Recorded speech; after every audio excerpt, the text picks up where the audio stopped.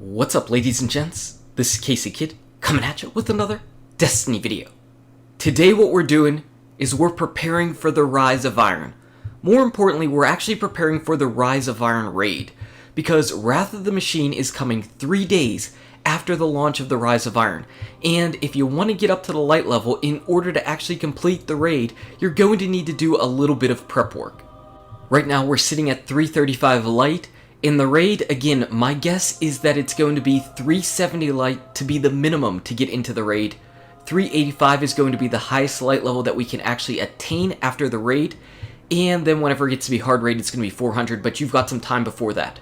So getting up to at least a minimum of 370 light. How are we going to do that? Well, what I'm going to do is just walk you around the tower and tell you some of the things that I'm thinking about and some of the things that I'm already doing.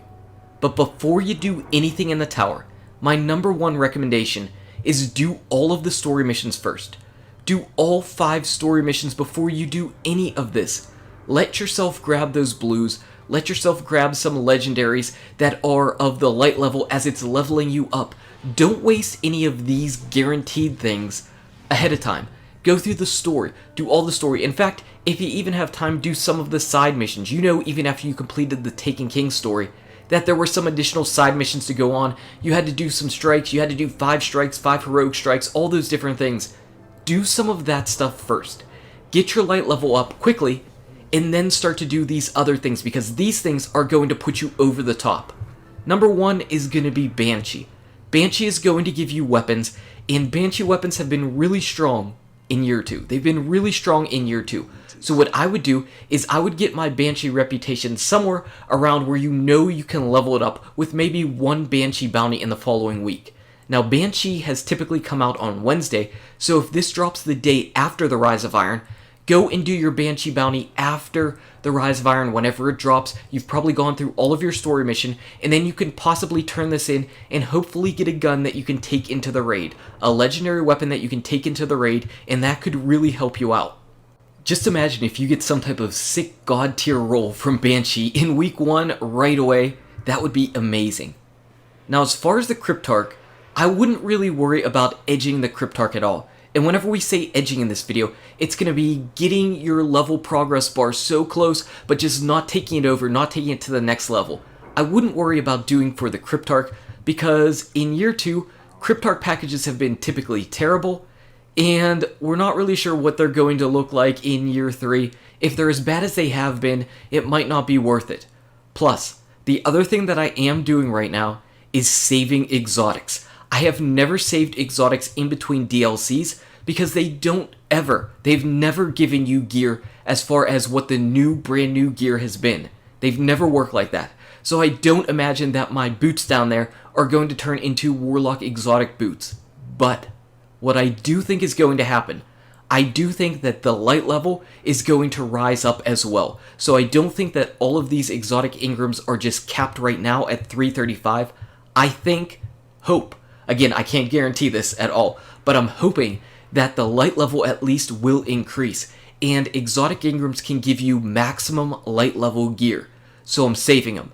Not necessarily for the drops, but I'm saving them for the light level. So exotic Ingrams are going to be the last thing that I end up leveling up as far as all of this prep work goes. I'm going to turn all of those Ingrams in Thursday or Friday morning, something like that. I am not going to do those early. It doesn't make sense to get those few extra light points early whenever you're then going to capture a blue, and the blue's going to turn into a higher light level than your exotic that you have equipped. So I'm going to go through all the story, I'm going to go through all of this other stuff. Exotic Ingrams are going to be one of the last things that I actually turn in, because they do have the chance of giving you that maximum light level. Also, whenever you're turning in all of those Ingrams, you're going to level up your Crypt Arc, so you can go ahead and see for sure what he's going to give you there. Another source of endgame light level gear will be picking up this True Meaning of War bounty from Lord Shax. Pick this up on Tuesday, and if you do a lot of Crucible, you'll have it finished, but this is going to be one of your avenues to make sure you're getting gear that will at least be getting you up to that maximum light level, getting you close to that 385, even though I don't imagine you'll actually be able to hit 385 until you actually get to the raid. But this will actually be able to help get you into that light level that you need to. all of these other bounties, what I think I'm going to do is the week before, I'm probably going to finish 4 or 5 of these the week before, so that I can go ahead and pop them and populate my True Meaning of War bounty for whenever the Rise of Iron drops. I'll wait to go ahead and turn this in until, again, the same time that I'm going to turn in my exotic engrams, because it is maximum light level gear that you will be getting, so it only makes sense to do it whenever your light level is as high as it possibly can be. Then you can hopefully go a little bit over with something. Even if it's a ghost shell, that will be a big benefit to you. So the exotic engrams and the Shaxx weekly bounties are 2 things that are going to give you high level endgame quality gear as far as we're at the endgame now. Same thing would go for the Nightfall if you do a Nightfall strike and get a strike specific drop.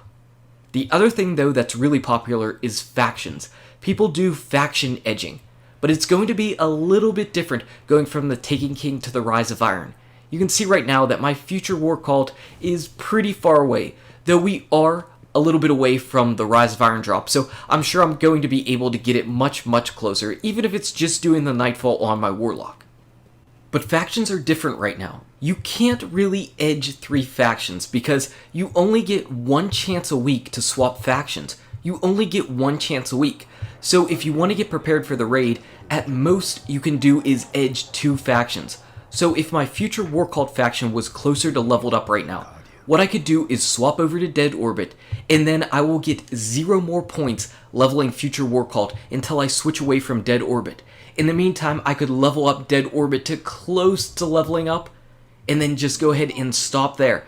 And then whenever the Rise of Iron comes out on Tuesday, I could go down to Dead Orbit, I could pick up a Dead Orbit package, and then I could use my 1 switch to switch over to future war cult, and then level up future war cult as well, and that would give me 2 faction packages. And then if I wanted to use my heavy ammos or my motes of light on future war cult, I could do that. So that's the way that I think you can level up or edge 2 factions for the Rise of Iron, though you are going to need to make sure you do that switch ahead of time, or at least switch to the faction that you want to level up whenever you get into the Rise of Iron, because you're not going to be able to switch and switch back. That's just the way that they have factions right now. So that's what I'm thinking as far as preparing for the Rise of Iron as far as the factions go. Remember, faction packages and gunsmith packages, those ones are not going to give you maximum light level gear. They actually kind of cap out. Exotic engrams, Nightfall strike specific loot, and the Lord Shaxx weekly bounties are. If you want to go to the Reef, you could also edge the Prison of Elders, House of Elders, and Petra Revenge. You could go ahead and edge those ones as well. Again, those things will give you light leveled gear worthy of the factions or the gunsmith. But those are the things that I'm thinking of. Those are the things that I'm thinking of to start up to get yourself raid ready for the Rise of Iron. Make sure you've got a bunch of legendary marks because you are going to need those to infuse things up. Hopefully you've got some exotic shards as well. Since we only have 3 days to get raid ready, we kind of need this preparation in order to make sure our guardians are strong enough. Anyway, guys and gals, thank you so much for watching. If you enjoyed this video, smack that like button and subscribe to the channel. Check out these awesome videos. Good luck with your raids, your drops, your Rise of Iron, and I'll see you around in Destiny. The machines got no wrath on me.